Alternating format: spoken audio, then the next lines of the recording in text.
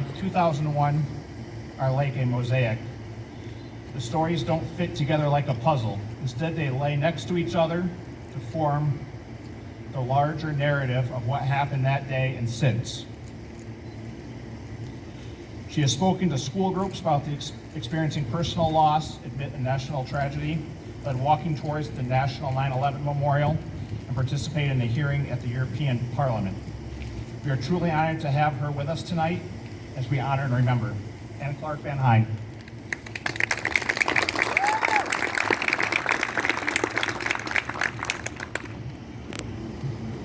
Thank you. It is my honor to be with you this evening. There is nothing more important than small town America coming together to remember. And many of you in this group have your own memories of September 11th. Some of you were not born yet because we are now 22 years out. But those of you who were alive, I've had people tell me they know exactly what they were wearing, exactly where they were, because for you, it's still current event. But for that next generation, it's lines in their history book. And I would like to share with you a little bit of my personal story and then talk a little bit about the bigger narrative. My husband Bruce was a New York City firefighter. That's what he always wanted to be when he grew up. There is a joke that you can't use the word grown-up and firefighter in the same sentence. But I'm not sure if that's true or not. But that day he was on duty. My daughters were at school. They were 14 and 17. And I didn't have to work. At the time, I owned a dancing school. I taught little girls ballet, and we hadn't started back to teaching yet. So I was very excited about that Tuesday morning because I was going to be able to do anything I wanted. And I think some people here can identify with that. Like, yes, this is my day. I drove my kids to school, and then I stopped by my studio to see if there were any messages. And when I got back in the car, on the radio, they said that a plane had crashed into World Trade Center 1. And of course, at that point, they believed it was an accident. They said it was a small plane. And my reaction to that was, well, what kind of dingling was that? How could you not see the buildings?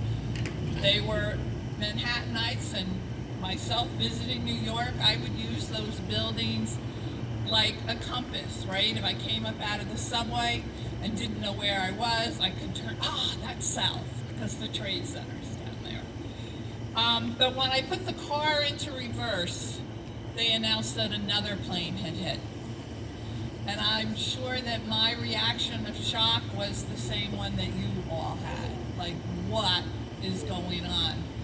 As I got on the highway to head home, my daughters went to school closer to my studio than to my home at the time. Bruce and I lived in Greenwood Lake, New York, which is right on the border of New York and New Jersey. The fire department issued a total recall, which means all firefighters report for duty. And I knew that in the history of the fire department, they had never done that before. So to me, that meant that we were at war. Like, I had no idea what was going on. I went home, would watch on television the buildings collapse, the information they had on Shanksville, the Pentagon, and I would try to call my parents who lived in New Jersey. I would try to call my sister in Albany, and of course, as I picked up the phone, it would say, please try again later, all circuits are busy. And as hard as this is for many young people to believe, everybody did not own a cell phone. And nobody owned a smartphone because Apple wasn't Apple yet.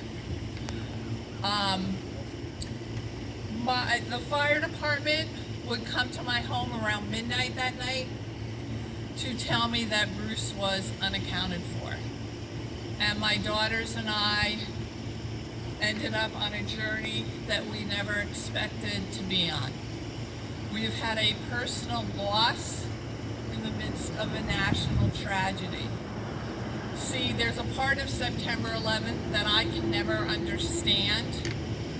I can't understand it the way, for lack of a better term, your basic American does. Because there's too many layers that I go through first.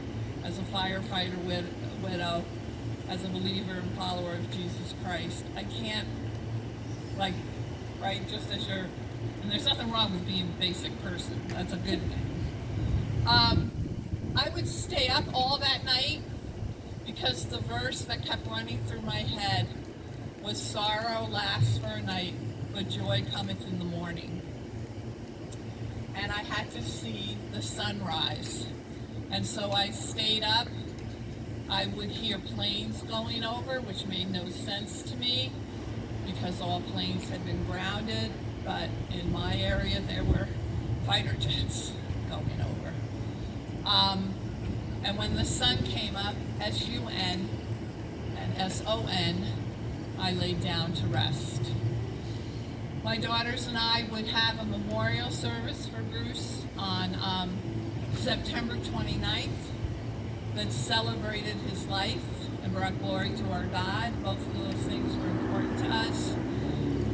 And then in March of 2002, I would have a phone call that his body had been found, and asking me if I wanted to go see his body be carried out. And I said no, because there are some images I cannot have in my head, and basically because I'm a chicken.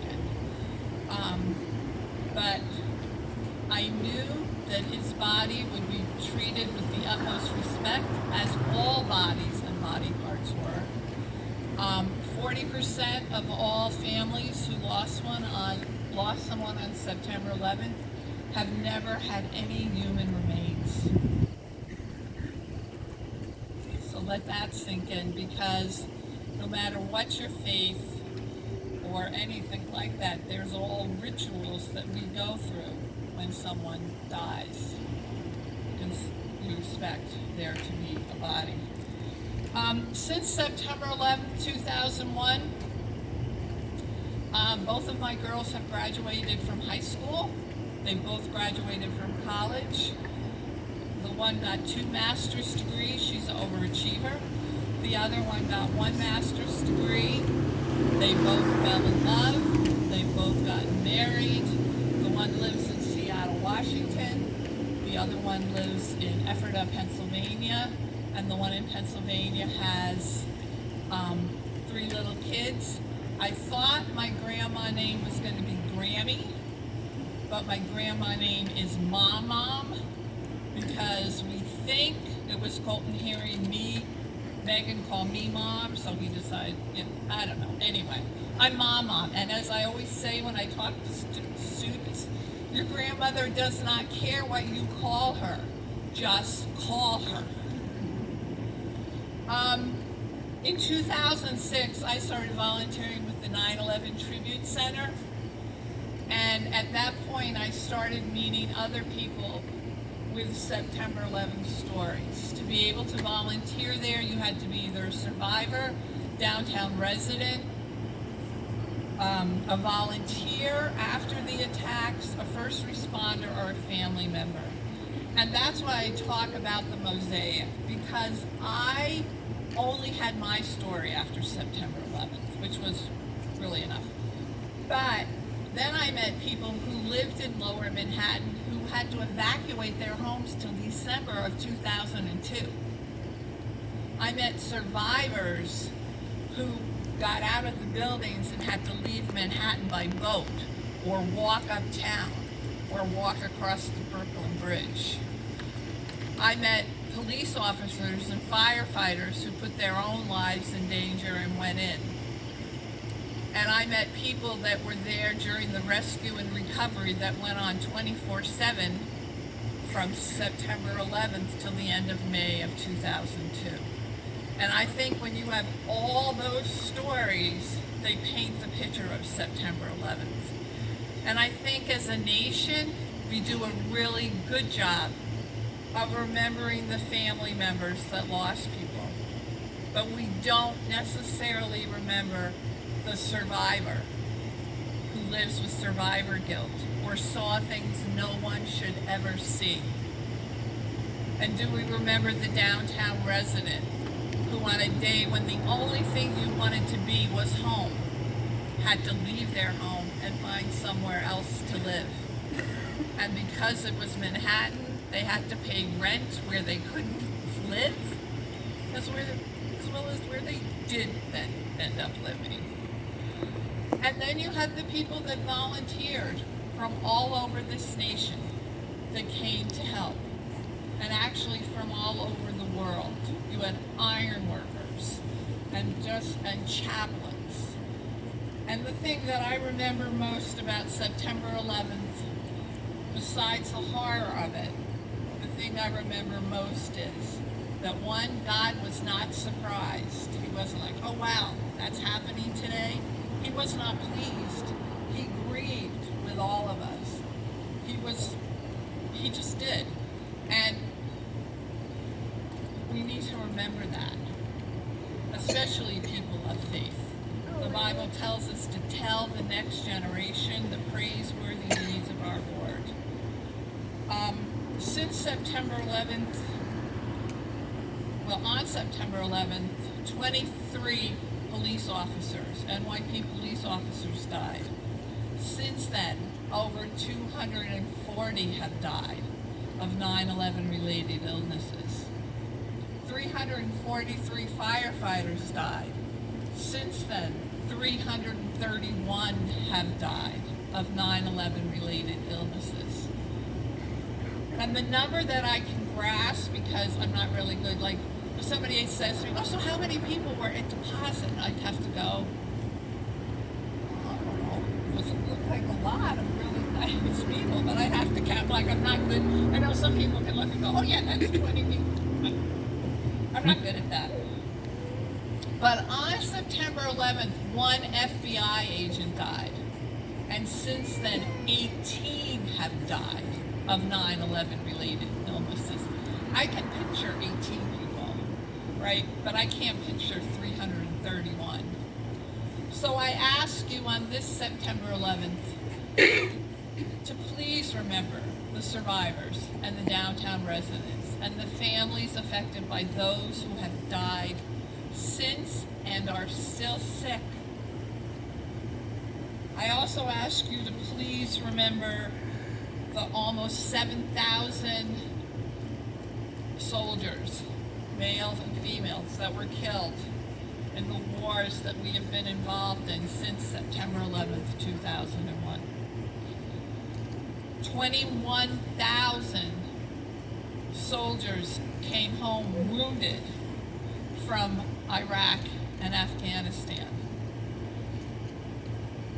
As the statistic, under the statistic said, well, it shows that body armor works, because otherwise they would have been dead. But I also ask you to remember the families of the 125,000 veterans who have committed suicide since September 11th. So this story has so many layers.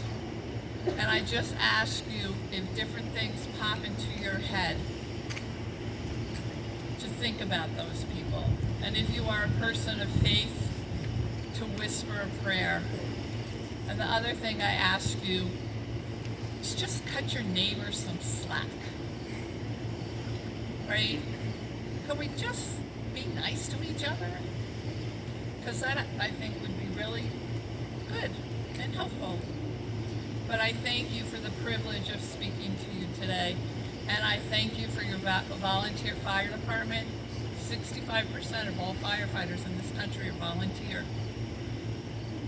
And actually, when your house is on fire, you don't care if they're paid or volunteered or who they are.